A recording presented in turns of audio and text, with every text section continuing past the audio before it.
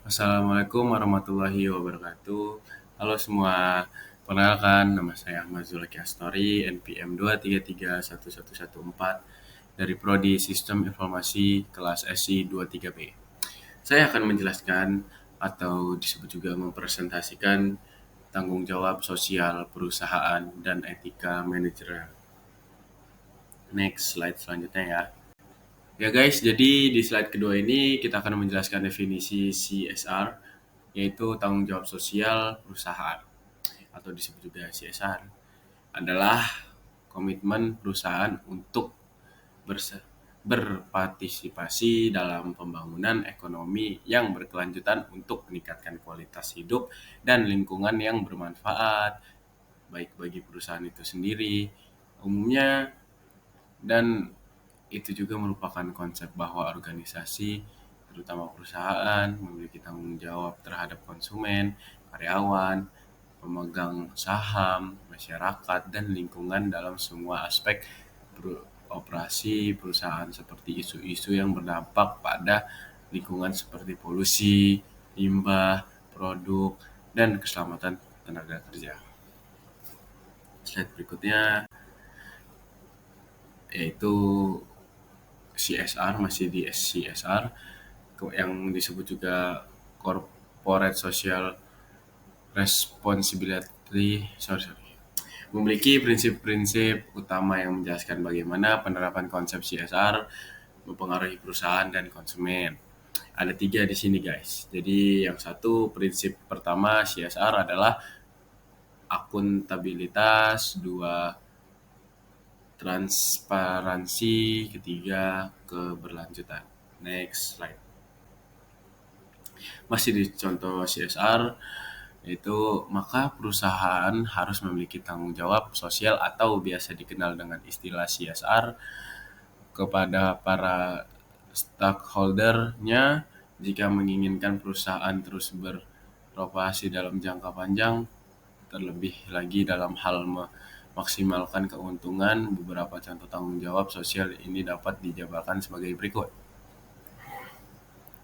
Tanggung jawab sosial kepada karyawan, yaitu dalam melakukan pekerjaan di perusahaan atau organisasi, para pemilik perusahaan harus memiliki tanggung jawab. Tanggung jawab sosial pada karyawan seperti memberikan fasilitas yang nyaman dan sesuai bagi karyawan mereka, memberikan gaji sesuai dengan perjanjian kerja yang tertulis, dan tidak melakukan diskriminasi dalam hal apapun pada karyawan. Dan ada juga tanggung jawab sosial kepada konsumen.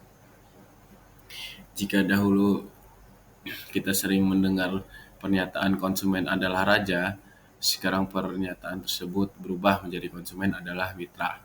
Seperti pernyataan bahwa konsumen adalah mitra, berarti perusahaan harus bisa menjadi rekan baik bagi para konsumen.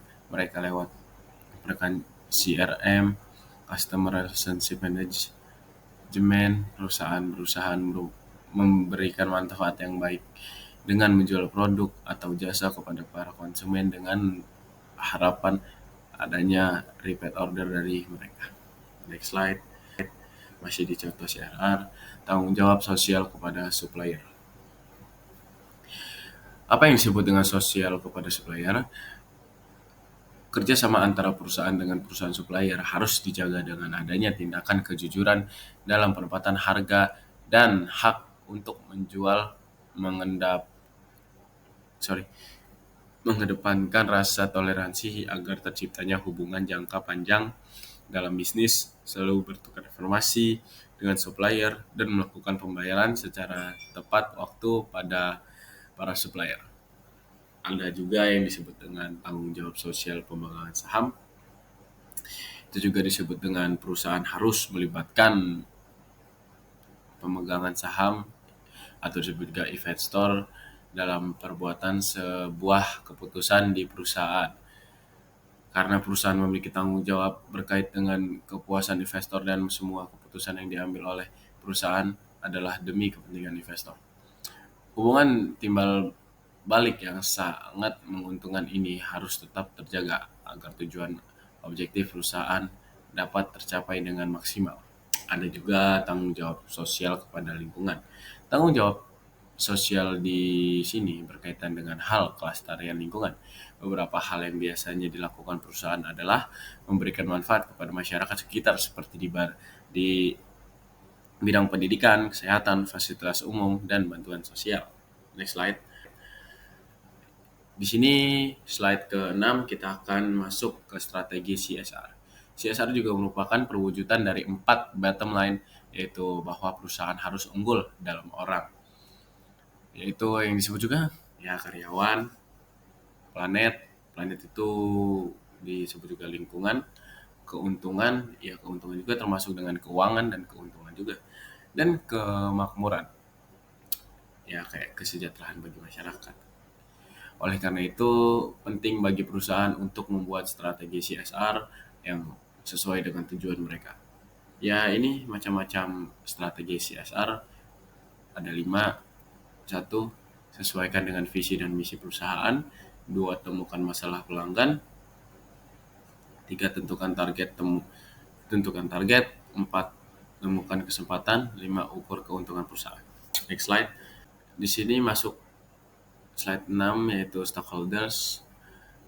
Pemangku kepentingan adalah orang atau kelompok yang memiliki minat dalam bisnis atau organisasi. Ada 5 jenis utama pemangku kepentingan: karyawan, pelanggan, investor, masyarakat, dan lingkungan. 5 jenis dapat didefinisikan sebagai berikut. Next slide. 1. Karyawan. Beri mereka kesempatan untuk berkomunikasi, memberikan umpan balik, dan meningkatkan keterampilan mereka. 2. Pelanggan. Dengarkan kebutuhan dan keinginan mereka dan gunakan umpan balik mereka untuk meningkatkan produk atau layanan. Investor. Menjanjikan laporan keuangan secara transparan dan mengadakan pertemuan rutin untuk memperbaruinya tentang kinerja dan strategi perusahaan. 4. Komunitas. Terlibatnya dalam kegiatan sosial dan kegiatan yang mendukung komunitas lokal, terbuka untuk berdialog dengan masyarakat dan pertimbangan dampak sosial dan operasi. Lingkungan. Buat rencana berkelanjutan lingkungan yang mencakup praktik hijau, penggunaan energi terbarukan, dan pengurangan limbah. Terlibat dalam proyek perlindungan lingkungan. Yaitu di sini masuk di triple bottom line, yaitu mempertimbangkan dampak ekonomi, sosial, dan lingkungan dari keputusan bisnis. Perusahaan harus membangun budaya berkinerja tinggi yang mencakup 3 elemen inti: pertumbuhan ekonomi, inklusi sosial, dan perlindungan lingkungan. Berikut adalah beberapa cara untuk membangun budaya kinerja tinggi yang mempertimbangkan aspek dampak ekonomi, sosial, dan lingkungan, yaitu transparansi, komunikasi, memberdayakan karyawan. Contoh pertimbangan dampak lingkungan dengan membangun budaya kinerja tinggi yang mempertimbangkan dampak ekonomi, sosial, dan lingkungan. Perusahaan dapat mencapai tujuan pembangunan berkelanjutan dan memastikan bahwa keputusan bisnis yang diambil tidak hanya menguntungkan perusahaan, tetapi juga orang-orang dan planet ini. Planet itu masih di triple bottom line. Keuntungan bagi perusahaan yang menjalankan CSR adalah menyediakan inovasi, memotong biaya perusahaan, menyediakan diferensiasi layanan pelanggan yang lebih baik, meningkatkan produktivitas karyawan, melindungi dari kerugian jangka panjang. Next. Sudah selesai sampai sini saja. Mohon maaf kalau saya masih terbata-bata atau salah penyampaian dan kurang penyampaian. Saya di sini mengakhirkan presentasi saya. Maaf kalau misalkan banyak kurangnya. Assalamualaikum warahmatullahi wabarakatuh. Dadah semua. Jangan lupa di like and subscribe ya guys ya. Assalamualaikum. Dadah.